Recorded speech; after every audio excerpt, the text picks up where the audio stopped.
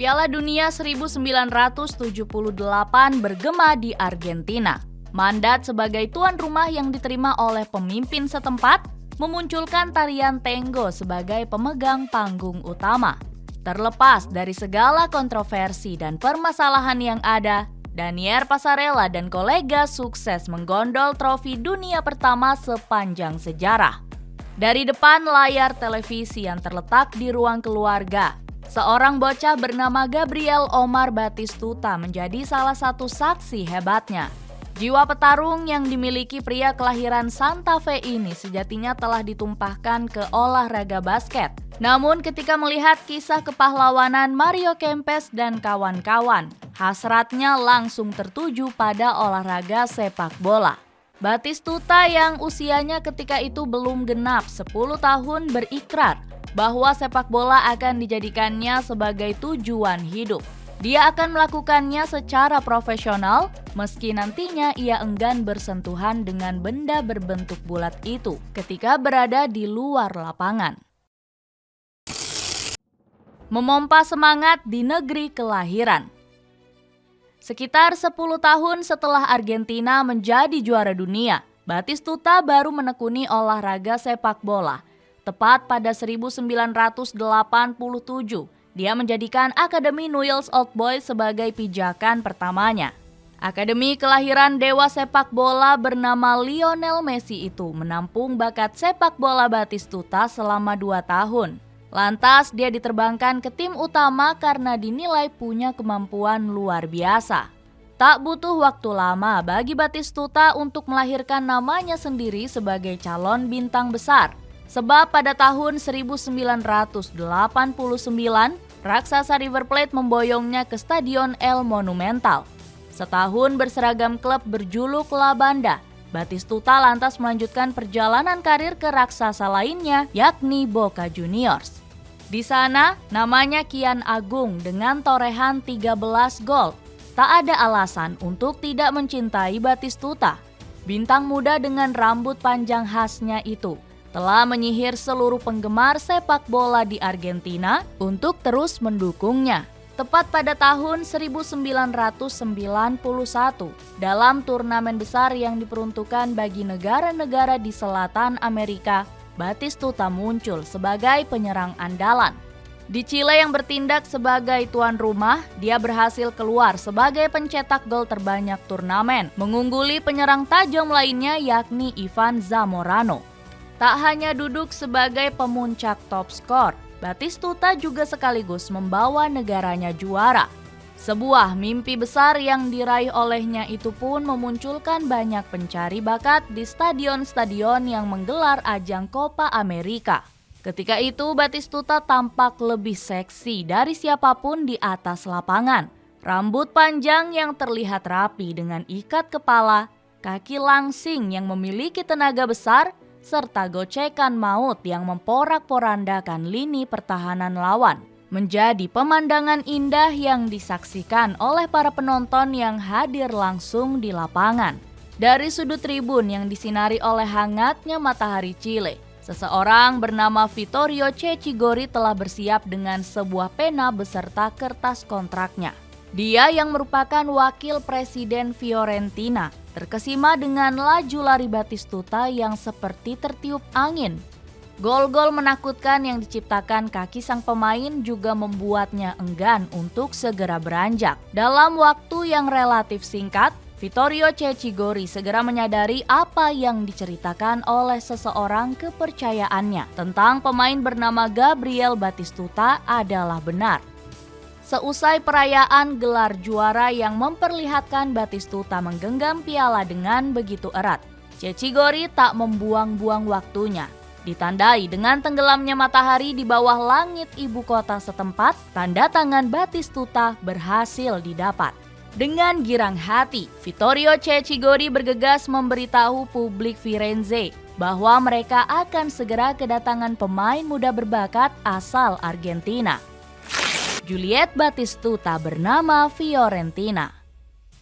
Ketika William Shakespeare memilih kota Verona sebagai latar belakang drama romantis nan tragis paling terkenal sepanjang masa, Batistuta resmi memilih kota Florence sebagai Juliet dalam kehidupan sepak bolanya. Baru berusia 22 tahun, Batistuta dipandang sebagai pemuda harapan Fiorentina. Pun dengan Fiorentina itu sendiri, yang dipandang Batistuta sebagai cinta pada pandangan pertama. Adegan pembuka kedua simbol sepak bola itu terjadi pada tahun 1991 dengan penampilan khas, mata berbinar, serta senyum yang merekah. Batistuta memasuki panggung sepak bola Italia. Di awal musim, perjalanan sang permata tersembunyi yang ditemukan Fiorentina sedikit temui ganjalan. Batistuta butuh waktu untuk menumbuhkan cintanya di atas lapangan dalam balutan jersey Fiorentina.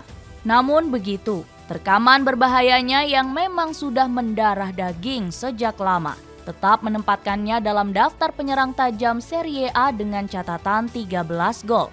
Batistuta sukses menunjukkan kelasnya sebagai predator andal di dalam kotak penalti lawan. Ketika pelatih memutuskan untuk memberinya keleluasaan di atas lapangan, maka itu sama saja dengan mengundang predator ganas yang siap menerkam mangsanya dengan sekali gigit.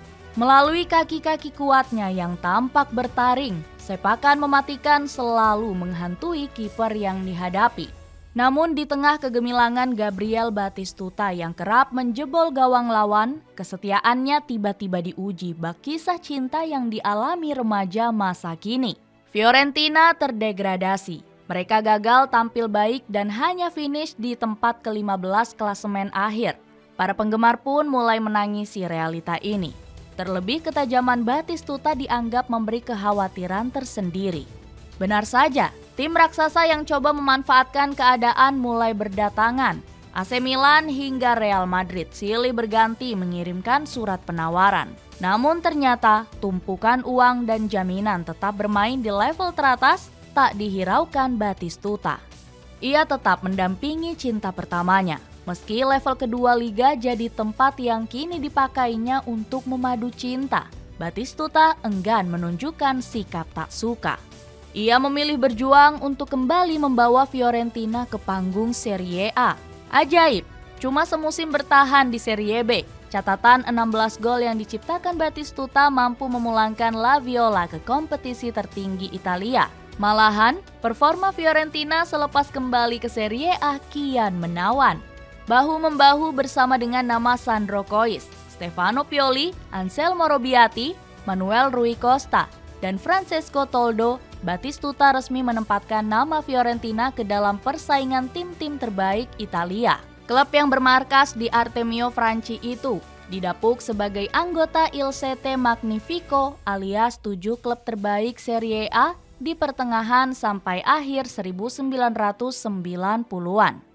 Tak hanya menempatkan Fiorentina di barisan tim terbaik Italia saja, Batistuta dan kolega juga sekaligus mempersembahkan gelar Coppa Italia pada tahun 1996 dan Piala Super Italia di tahun yang sama.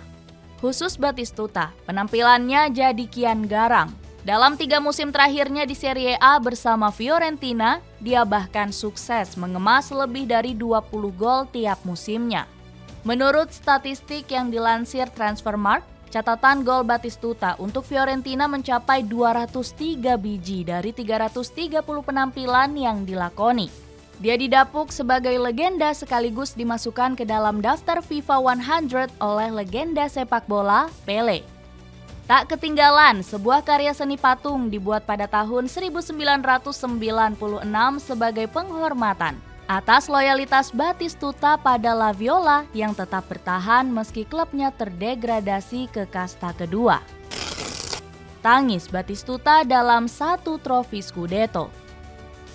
Di tengah tepukan meriah yang terus diberikan oleh penggemar Fiorentina, Batistuta menyimpan ambisi yang belum terlaksana, adalah memenuhi trofi pialanya dengan gelar Scudetto. Maka dengan berat hati, Batistuta menerima tawaran Fabio Capello yang saat itu tengah bekerja untuk AS Roma. Dipilihnya AS Roma adalah karena Batistuta menganggap bila klub tersebut tengah berada dalam tren bagus untuk memenangkan gelar juara. Benar saja, hanya semusim berseragam tim Serigala, Batistuta sudah mampu mengangkat trofi Liga Italia. Berjuang nama Francesco Antonioli, Marco De Vecchio, Vincenzo Montella, Hidetoshi Nakata, Walter Samuel, dan Francesco Totti. Piala yang diidam-idamkan itu mampir ke dalam genggaman. Lebih manisnya lagi, dia keluar sebagai top skor liga dengan catatan 20 gol. Batistuta merasa puas dan lega. Ia seperti telah menyelesaikan misinya sebagai seorang pesepak bola. Akan tetapi butuh sebuah momen yang tak ternilai harganya untuk membayar itu semua. Adalah ketika dalam sebuah kesempatan melawan Juliet kesayangannya, Batistuta mencetak sebuah gol melalui sepakan keras. Tepat pada 26 November 2000, AS Roma butuh 3 poin untuk mempertahankan tahta di puncak klasemen sementara Serie A. Pertandingan melawan Fiorentina yang berlangsung ketat itu melahirkan gol pada menit ke-83. Sial sekaligus beruntung. Yang mencetak gol adalah Gabriel Batistuta. Ketika kegembiraan dirasakan oleh publik ibu kota, hal berbeda justru menimpa Batistuta. Saat rekan-rekan setimnya berkumpul untuk merayakan gol yang dicetaknya, Batistuta hanya diam. Dia memejamkan mata dan seperti tidak tahu apa yang baru saja dilakukan. Puncaknya ia bersedih, hingga air mata tak lagi mampu ditahan. Total dalam 5 pertemuan melawan Fiorentina di berbagai ajang, Gabriel Batistuta hanya mencetak 1 gol saja. Jadi, gol pada 26 November 2000 itu menjadi yang pertama sekaligus terakhir baginya. Masih bersama AS Roma, Batistuta melanjutkan karir sepak bolanya di Serie A. Sempat dipinjamkan ke Inter Milan, ia lalu putuskan akhiri cerita di negeri pizza pada 2003. Sampai akhirnya, Batistuta memutuskan terbang ke Timur Tengah guna bergabung dengan klub asal Qatar, Al Arabi. Di klub ini pula lah Batistuta resmi mengakhiri karir profesionalnya.